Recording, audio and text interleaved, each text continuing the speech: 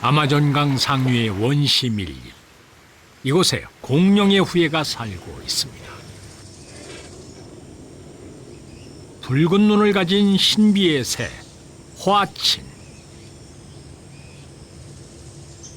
늪지대의 나무에서 서식하는 화친은 풀과 열매만을 먹고 사는 흔치 않은 새입니다.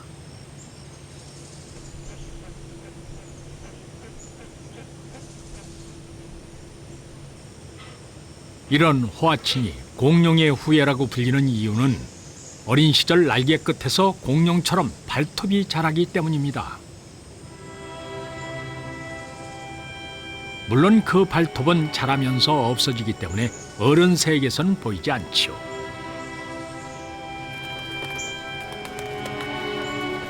그런데 화친이 공룡에게서 물려받은 위대한 유산은 따로 있습니다.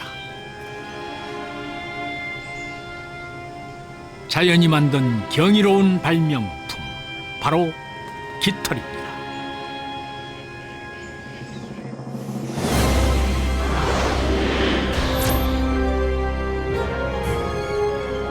독일 베를린 자연사 박물관에서 만난 아름답고 신비한 깃털들. 돌에 새겨진 깃털 하나가 눈길을 끕니다. 예술가가 조각을 한 듯 정교한 깃털은 사실 1억 5천만 년 전의 화석입니다. 그리고 깃털의 주인은 새의 조상으로 알려져 있는 시조새입니다. 그런데 시조새는 새가 아닌 공룡의 몸을 가지고 있었습니다. 꼬리에는 공룡처럼 기다란 꼬리뼈가, 날개에는 날카로운 발톱이 있었습니다. 부리 속에 남아있는 이빨 역시 공룡의 특징이었지요. 하지만 선명한 날개는 분명 새의 것이었습니다. 시조새는 정말 새의 조상일까요? 공룡은 아니었을까요?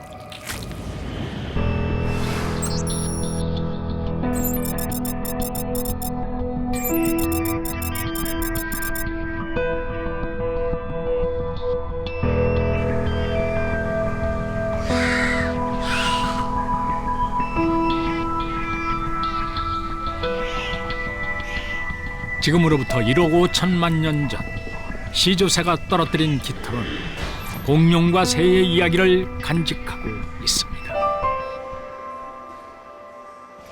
역사는 종종 예기치 못한 사건으로 바뀝니다. 1996년 중국 랴오닝 성의 한 시골 마을에서 농부에게 발견된 돌 하나가 공룡의 역사를 완전히 바꿔놓았지요. 돌에는 도마뱀을 닮은 동물이 새겨져 있었습니다. 화석이었던 것이죠. 그런데 화석 속 동물은 온몸이 원시 깃털로 덮여 있었습니다. 이 동물은 놀랍게도 육식공룡으로 밝혀졌습니다.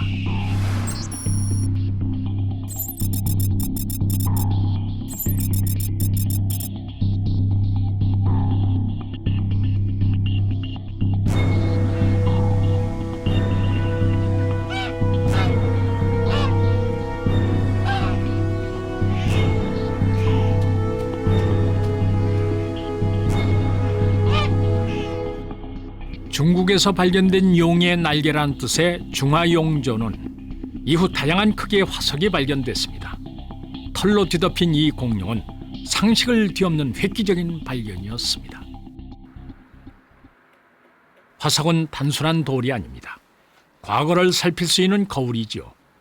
중국의 고생물학자인 수싱 박사는 1억 2천만 년 전의 화석에서 깃털 달린 공룡의 모습을 보았습니다.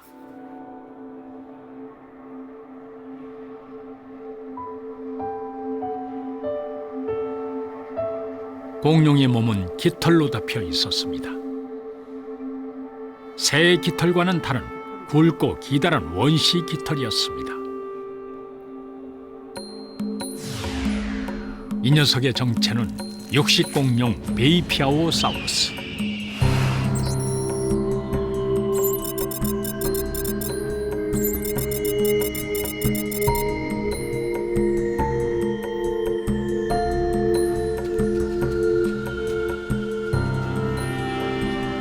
그동안 화석 속에 잠들어 있었던 깃털 공룡들이 하나둘씩 등장하기 시작했습니다. 세계 고생물학자들의 관심은 최초의 깃털 공룡이 발견된 중국으로 향했습니다. 아시아 대륙은 먼 옛날 털북숭이 공룡들의 천국이었을지도 모릅니다. 그 시절 내몽골에는 리너랍토르가 살았습니다.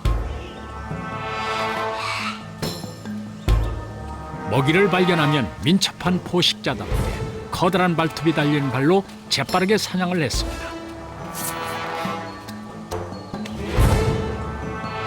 역시 몸은 가느다란 원시깃털로 덮여 있었죠.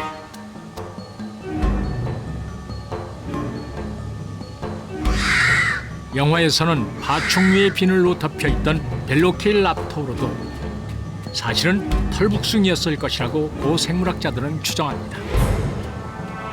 원시 깃털로 덮인 벨로키랍토르는 그동안 교과서에서 보던 공룡의 모습이 아니었습니다.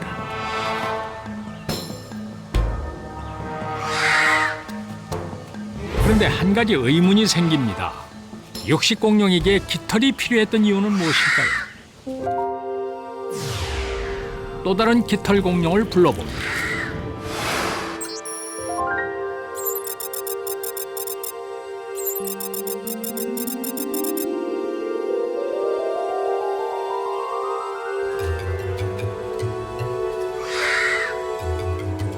(1억 3천만 년) 전에 살았던 딜롱은 크기는 작았지만 티라노사우루스의 친척으로 밝혀졌습니다.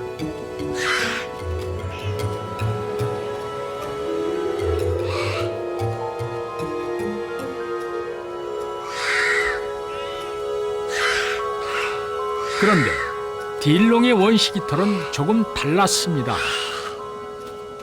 长的地龙，像中华龙鸟，它们的羽毛更加原始，跟现在的羽毛有一些区别。 수싱 박사는 공룡들의 원시 깃털이 보온용이라고 생각했습니다. 2004년 이 주장을 뒷받침할 만한 화석을 발견했죠. 这是魅龙的化石，大家可以看见，它是个非常小的恐龙，可以站在我的手上。这个标本呢是一个这个保存了一个睡眠的姿势，就是它睡觉的时候，这个小恐龙死了。 잠자는 공룡이란 이름을 가진 메이롱.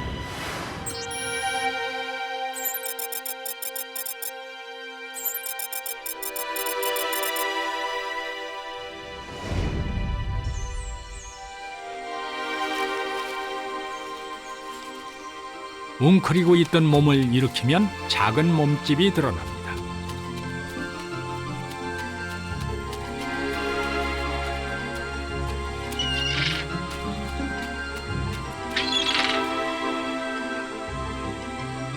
작은 육식공룡이었던 메이롱은 먹이를 찾거나 포식자를 피해 하루 종일 뛰어다니느라 지쳐 잠이 들었을 것입니다.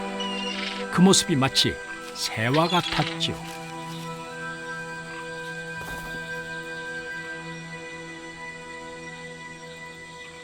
比如说像这个魅龙，这个化石最奇特的地方呢，就是它保存了一个像鸟一样的睡眠的姿势，它的头转过来，放在它的翅膀下。当时它这个翅膀下面有很长很长的羽毛，所以它把头、嘴巴这儿因为容易散热嘛，放到这个羽毛下面会保暖，所以可以证明它可能是为保温来使用的。 한편 미국 예일대학교의 리처드 풀엄 교수는 공룡의 원시 깃털이 깃털의 발생 단계 중 초기 깃털과 비슷하다는 것을 알아냈습니다. It's a simple hollow tube. This is the kind of feather that's very like the hypothesized structure of the very earliest feather, a simple tube. 풀엄 교수가 보여준 검고 기다란 깃털의 주인공은 호주와 뉴기니 섬의 열대림에 사는 화식조입니다. 날지 못하는 화식조에게 깃털은 보온용일 뿐입니다. 공룡의 원시 깃털도 마찬가지였을 겁니다. 최초의 깃털은 화식조의 깃털처럼 속이 빈 한 가닥의 섬유에서 시작됩니다. 이 단순한 관 모양의 섬유가 여러 개의 깃가지로 나뉘면서 복잡한 구조로 발달합니다. 깃가지에서는 더 작은 깃가지들이 나와 서로 갈고리로 맞물리며 완전한 깃털을 형성하게 되죠.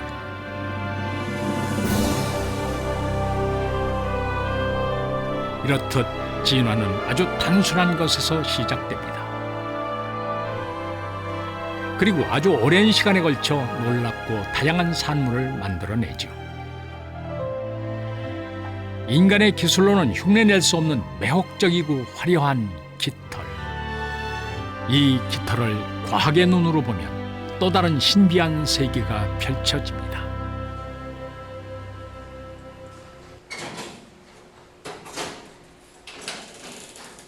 그동안 수많은 새들을 연구해온 리처드 풀엄 교수는 공룡의 원시 깃털이 단순한 보온용이 아니란 증거를 찾았습니다.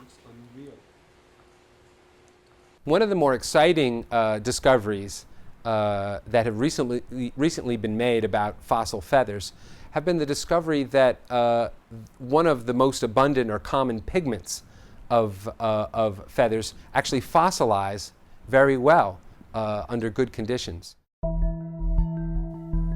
색소세포가 남아있던 화석은 1억 6천만 년 전의 것이었습니다. 주인공은 안키오르니스라는 깃털 공룡이었지요. 새의 깃털을 전자현미경으로 확대해 관찰한 모습입니다. 작은 알갱이들은 멜라닌 색소가 만들어지는 멜라노좀입니다. 깃털의 색을 결정하는 색소세포인 것이죠. 리처드 풀엄 교수의 연구팀은 안키오르니스의 화석에서도 이런 멜라닌 색소체를 찾았습니다. Melanin pigments that make the black, brown, and deep reddish colors of hair or feather are packaged into tiny organelles that look like grains of rice. 안키오르니스의 색소세포 배열은 햄버거 종이라는 닭과 비슷했습니다. 1억 6천만 년 전의 안키오르니스도 이런 모습이었을 겁니다.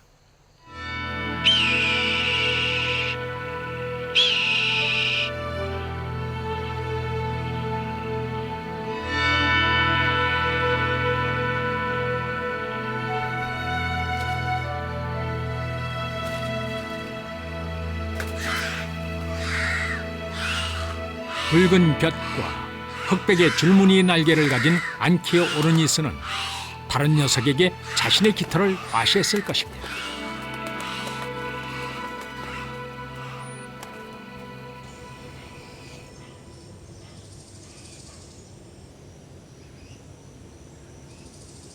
호아친 같은 현대의 새들도 과시용 깃털을 가지고 있습니다. 수컷의 멋진 깃털은 암컷을 유혹할 때 아주 유용하지요. 화려한 깃털은 새들에게 과시용일 뿐만 아니라 암컷을 유혹하는 구애 수단이 됩니다.